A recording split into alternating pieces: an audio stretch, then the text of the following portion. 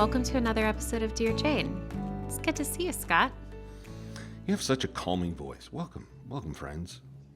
Thank you. I put a lot of thought into my words, which, as it so happens, is the topic of today's Dear Jane episode. Did you like what I did there? Man, what a segue. That's like a pro right there. We are going to talk about the power of words in today's episode. This is a topic that I geek out on. I like words. I'm a copywriter by trade. I like thinking about the best words to use to stir up emotion and compel action. But as it turns out, a lot of study has been put into the words that the pro-life movement uses. I think you could probably say the same for the other side. They do a good job with that, unfortunately.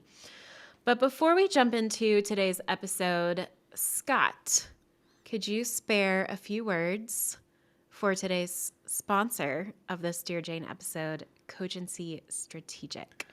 With all the focus on quality words, I had better come through. For Cogency Strategic, so here's what we're seeing. Of course, we've got political battles, state referendums in about 10 states or so, still a couple to be decided, where states are going to decide whether they want unlimited, unrestricted abortion in their state constitutions.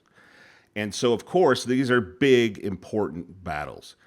And what we see happening is a lot of pro-life groups are siding with organizations they're political in nature, but they can take or leave the whole pro-life issue. If they win, great. If they don't, they don't. Cogency Strategic is completely different. Everybody on the staff at Cogency Strategic is passionately pro-life. They take winning and losing very, very personally when it comes to this issue because this is the only issue that they focus on at Cogency.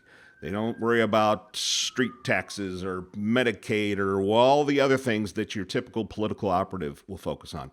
They care about the life issue, and that's why it's personal for them. So if it is as personal for you and the fight is in your state, you might want to reach out to Cogency Strategic. They can help you with messaging, sharing your message in different targeted strategic ways. But again, it's very, very personal for them because they are passionately pro-life. You should check them out today at cogencystrategic.com.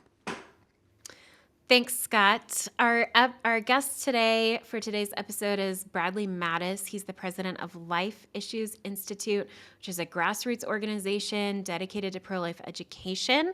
Like I said, he's done a lot of research and study on the impact of words in this movement, as well as a lot of other things. So definitely check him out, Life Issues Institute.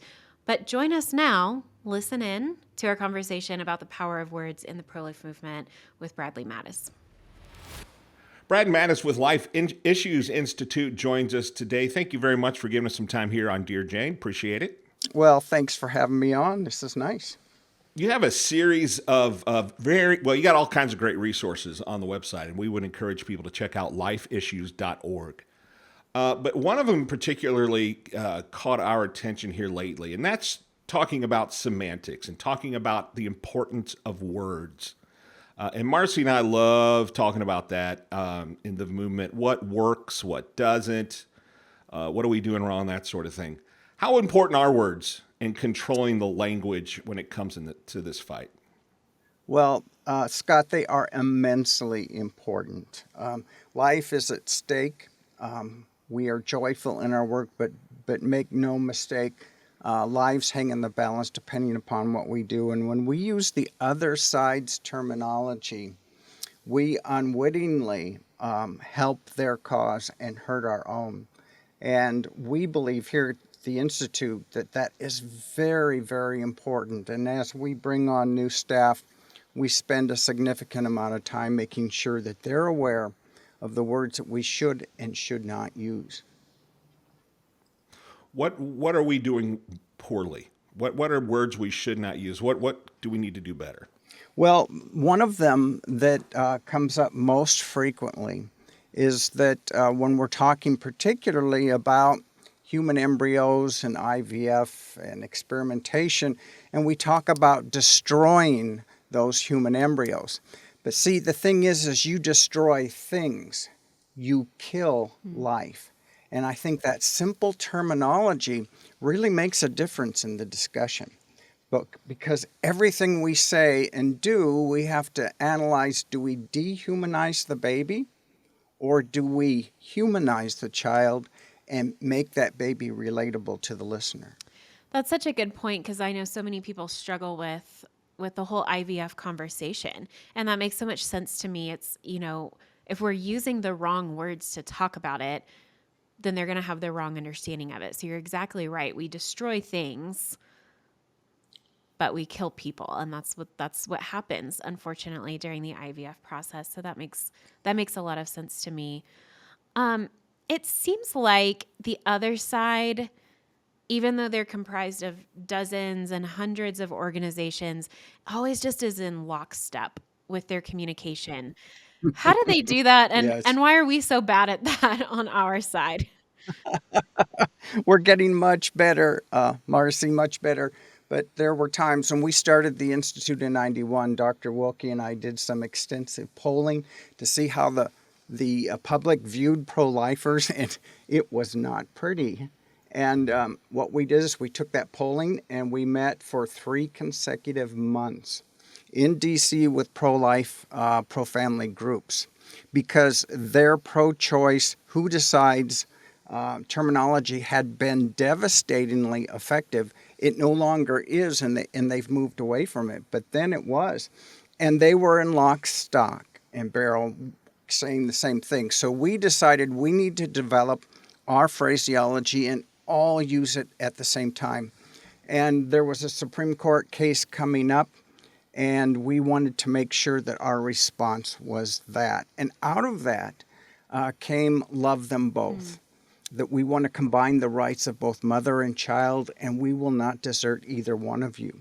And I'll tell you what, that message went global. When I spoke at a national convention down in South Africa, as they drove me to the venue, there were these cardboard red hearts with Love Them Both that we had produced. So, and then after 3 decades, it has returned again, mainly with the youth-led organizations. So we're very happy to see that it is continuing to save lives.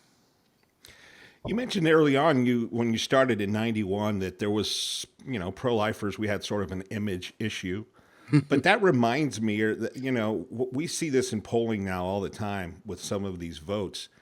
For whatever reason, we have a credibility issue. People just, generally speaking, don't believe us when we talk about partial birth abortion or things like that. Why do you think that is?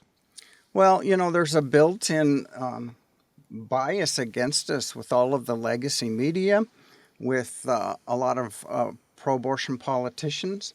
They lie all the time. That's how Bernard Nathanson, Dr. Bernie Nathanson, who was one of the instrumental people legalizing abortion, said they threw out figures that they didn't, they just pulled them out of the air and were shocked when the media ran with them. So we have a lot stacked against us. But you mentioned partial birth abortion, and what I encourage people to do is say that and then add aborting a baby during birth. And that really puts it, encapsulates it, and realize you're giving birth to a child and then you're killing him or her when they're partway outside of the womb. So, just a few words can really redefine the situation. Do you find when you have those conversations that people still struggle to believe that that actually happens? And how do we what's the follow-up to that? Yeah, yeah. Still today, people will flat out tell me, people that I know, oh, you're exaggerating. They don't do that. Well, I found a site online that actually showed a partial birth abortion. And I posted that on a Facebook stream one time, and those people went nuts. They were so upset that they had been confronted with the undeniable reality. And that brings us closer to another issue, is that partial birth abortion is used frequently to be able to dissect the baby's body and sell the baby body parts. That is very well documented, but the other side will just flat out say it doesn't happen. Yeah, that I'm glad you brought that up. I still to this day, and I don't know about you, Marcy, I'm still to this day surprised that we don't talk about that more than we do. The whole selling of baby parts that seemed to come up at a point in time. Got it was hot for a very very short period of time, and then it's gone away completely. Why do you think that is, Brad? Or what? I mean, is it again? Is it the media? But even the pro-life movement, we don't come back to it very much. That to me is powerful. Yeah, and we beat that drum as hard as we could for years, and it just got us so far. I think that we need to continue. I think the problem is that there are so many issues being thrown at us, Scott, that we have our hands full. We're trying to keep all these plates spinning in the air, and that we just kind of gravitated away from that. But you make a really good point that that is a profound argument against the abortion industry. And there are those videos which we keep on our website. People have access to all of that information at lifeissues.org. So it's good. I think that's a good thing for me to maybe talk about in my daily radio commentary. It seems like so that highlights to me something that I think the other side does really well. Um, Scott was talking about credibility things earlier. The other side just discredits us. They just, I think it's one of Saul Alinsky's rules for radicals, accuse the other side of what you yourself do. They're the side that lies, but they accuse us of lying. And because they have so much of media in their back pocket, it seems like they get away with it. Because I think that's what they did with all of the uproar that our side caused about the baby body parts being sold. Is they said that's not really happening. I think there were even congressional hearings, and so that's always their response: is that doesn't happen. It's not happening. And I guess that's where I get to, like, how do we gain more media share, or how do we, confront those lies that are told about us and accuse us of lying? Well, everything we say has been scrutinized. I've been in this movement for almost 5 decades, and we've had to prove ourselves time and time again. And in a way, Marcy, that's been very good because we have to make sure our message is accurate in medical and scientific information. That gives us the edge if we use it. We need to make sure people understand that we use medically sound scientific information. So when we talk about abortion and we talk about the baby in the womb, we can use terminology that reflects that, and that increases our credibility. We, of course, are swimming upstream in that regard, but I've seen us make incredible progress. So we just need to keep pounding at that and keep speaking the truth and showing them for the lies that they are. Something that's really encouraging is recently Pew Research Center put out information that 58% of black adults believe that the government is using birth control and abortion to control their numbers. Wow. Now, that's true. And we have provided research over the years to document that 79% of Planned Parenthood abortion facilities are located within walking distance of minority neighborhoods. So in spite of all of that, you can see if we keep our nose to the grindstone and keep hitting away at those issues, there is light at the end of the tunnel. So I was really encouraged by that, and my weekly blog this week talks about that. Well, let's stay there for a second because I need some more of your encouragement. I haven't been in the movement nearly as long as you, but it's so easy. I mean, the things that Marcy and I are talking about, just how the basic truth is not believed and it's twisted, and we can't, the suppression online that we see with pro-life. It's hard to see that things are getting better. So, Brad, are you sure? Well, yes, we're taking a huge hit after the demise of Roe, which we knew. I think the degree of which we're getting hit is taking all of us by a little bit surprise. But just, Scott, we have to consider the alternative. Just like the abolitionists never gave up, and it took them decades to get their cause through, imagine what America would look like if they gave up. So we have to take that same attitude and not give up. But I'll tell you, a benefit of being in the trenches for decades is that you see the progress we're making. For example, with the love them both terminology we came up with, we tested that in university campuses in Cincinnati. We went in and we began our presentations with our message of love them both, and it was amazing how much vitriol from the feminists that we normally would get was muted. Of course, we have become much more of a coarse society now, where tolerance is just not there and respect is not there. So we wouldn't be able to see that advantage, but I think we can on social media. Technology is such that we can reach so many people so quickly and so inexpensively. But during the Dobbs situation, before, during, and after that decision, we were doing a major educational push. And we had little video clips of late-term abortion and various things that we knew polled very well for us. And we had well over 10,000 people watching those videos a day. And then the document was leaked.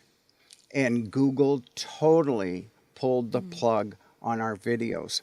And they dropped to about 2,500 a day and stayed there. They only let us have a limited amount. Even though we spent weeks, the guy that placed our ads spent weeks getting me and the Institute and the videos all okayed.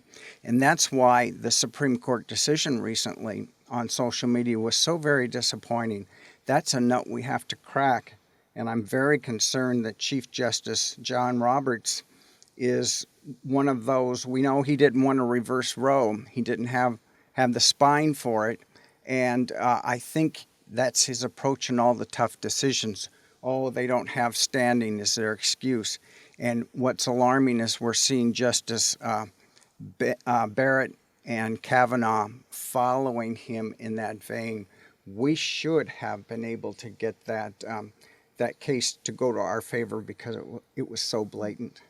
Can you speak more about that case and just help people understand? I know sometimes these Supreme Court cases are tricky and there's conflicting information out there, but just for our listeners, can you give a summary of that? Sure. Well, there's been 3 cases. There was the chemical abortion case, the free speech case, and now today officially the emergency room Idaho case, where they all said there's no standing. Now, the good part of that, Marcy and Scott, is that the court didn't rule on the merits of the case, which is enormously huge. So we will go back. Clarence Thomas said in the chemical abortion pill case, he said the person we need before us is the woman that has been damaged. So he basically said, bring this woman to us and we'll give you probably what you want, is what I read from that. And I think too, with the case with social media, that's going to be a tough nut to crack, but we're going to have to bring the correct person, that they put them in a spot where they absolutely cannot deny it. You know, when we talk about words that we have lost to the other side, one that really bugs me is healthcare. You know, that has just been accepted now as abortion is healthcare.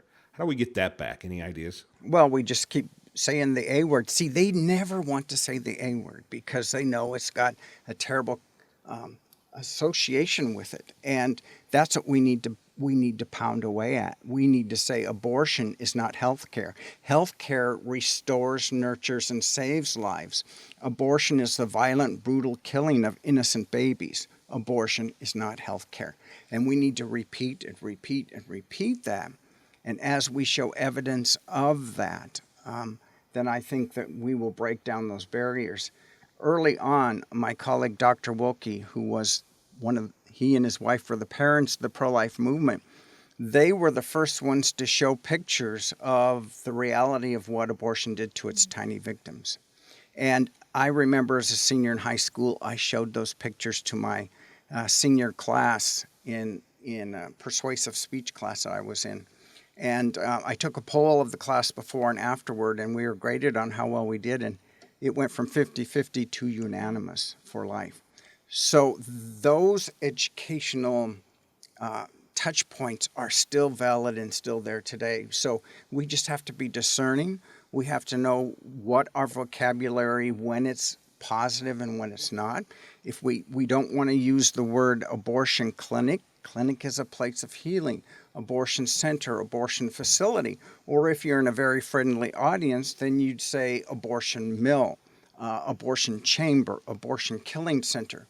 But we always have to be discerning how we use that terminology because so much depends upon what we do. So we don't have the luxury of lashing out and saying a bunch of things that would make us feel good. We have to do it measured against the audience or group that we're talking to. There have been more studies recently speaking to the effectiveness of utilizing abortion victim imagery in conversations with people. Why do you think the pro-life movement as a whole has been pretty hesitant to adopt that persuasion tactic or that approach? Yeah, we used it all the time, Marcy, in the late 70s, early 80s. And then I think there was more that we were able to do. A woman came forward who had been hurt by abortion, and when she spoke out, others joined her. So we had these other elements to present. So I think just because of everything, the tools that we had expanded, that was used less.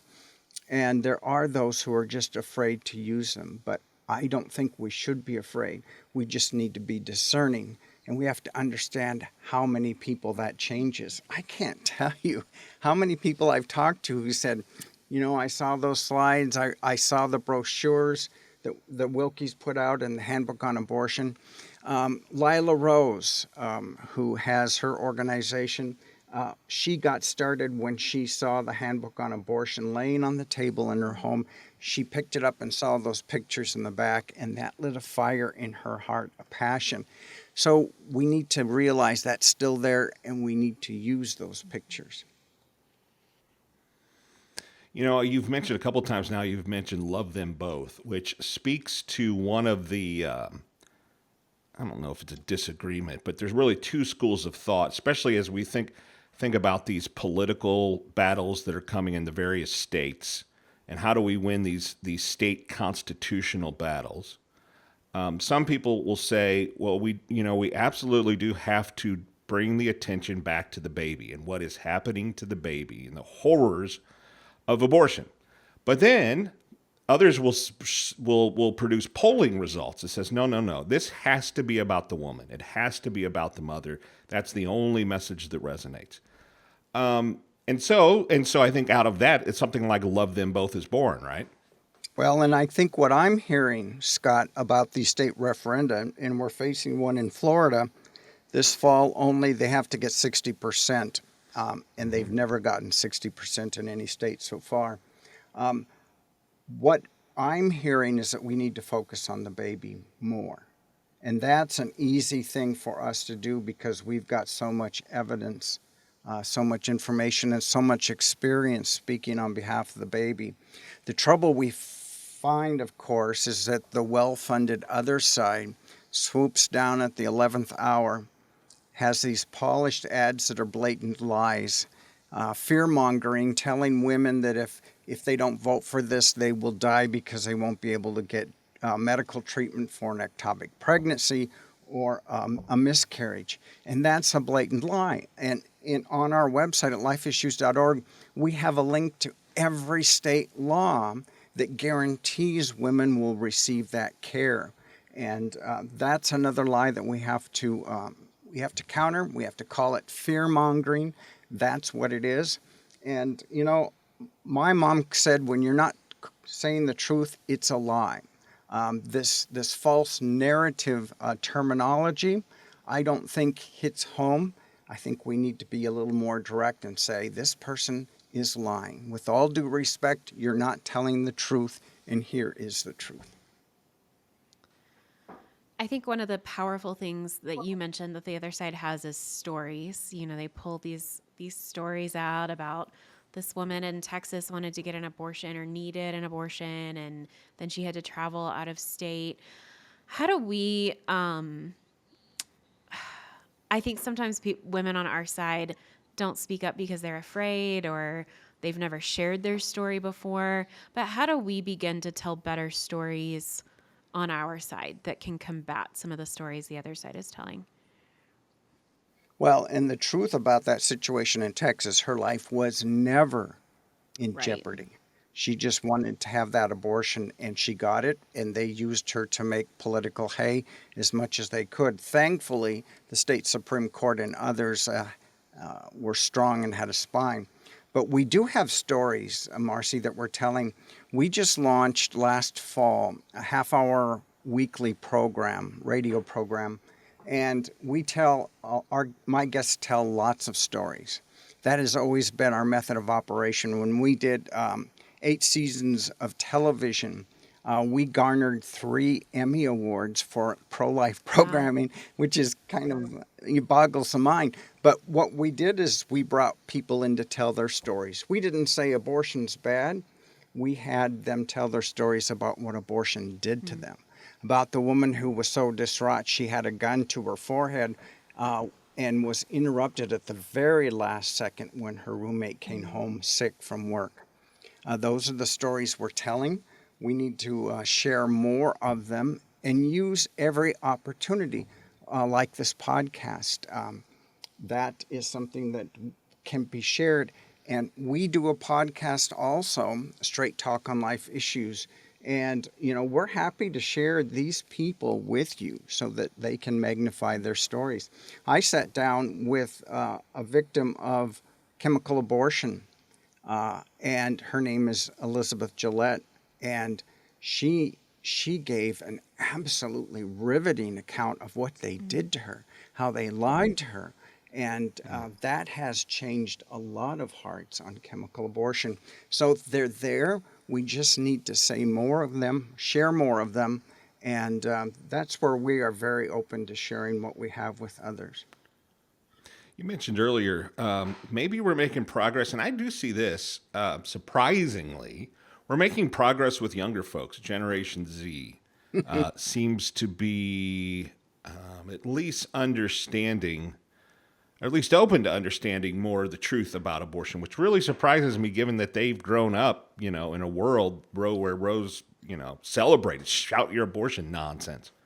What can we do to keep the momentum going with the young folks? Well, and they feel to a degree that they are survivors, Mm. that they're and some of them, their parents aborted their siblings, and that creates a very interesting dichotomy within that family. When I started going to the March for Life in Washington D.C., traveled there from Montana to D.C., and it was, I think I was in my 19, 20, 21 age, and people my age were in a distinct minority at those marches. And now when I go, I Yeah. am in such a distinct minority at those marches because 2/3 are easily 25 and under. And the march went from a solemn funeral march to a celebration of life with drums and chanting and instruments and things. The enthusiasm is just incredible. The former president of now got off the metro, the underground metro in DC, during the day of the march, and it was just crawling with youth who were attending the march. And she went to her office and she kept repeating, there are so many of them and they're so young. And within a short time period later, she retired. Wow. So I think the momentum is there. They are bold. They are joyful in their message. They are persuasive to their peers. They use technology very well. I've learned a lot from those young people watching what they do and adapting the technology they use. So I think the momentum is there to stay, Scott. I think what we need to do is continue to welcome them with open arms. The problem with the other side is they had the next generation come in. But the old crows who had control of everything did not welcome them and pushed them back. And that was a great development for us, because then that diminished their momentum and their effectiveness. Our thanks once again to Brad Mattis, president of Life Issues Institute. If you want to learn more about the importance of words, you can check out their website at lifeissues.org.